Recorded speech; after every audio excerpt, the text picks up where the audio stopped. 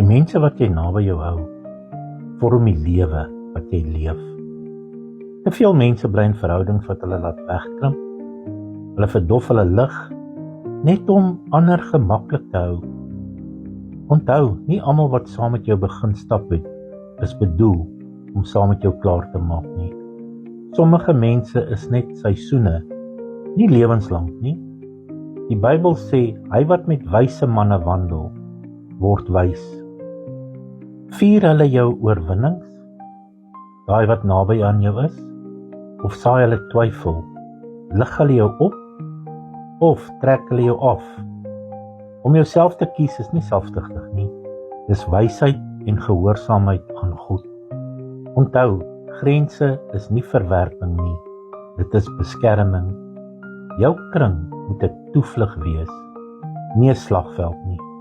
Kies jou mense wys, jou vrede en jou toekoms hang daarvan af. Maak 'n belangrike besluit. Mense naby aan my, wat my konstant afkraak en my van my energie dreineer, is nie meer welkom nie.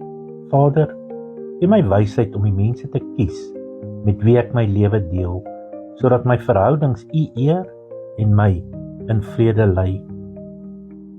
Jakobus 1:5 sê, as iemand van julle wysheid kortkom, laat hom dit van God bid, wat aan almal mildelik gee en nie verwyd nie. Gebruik wysheid om jou vriende en die mense met wie jy die lewe deel, reg te kies.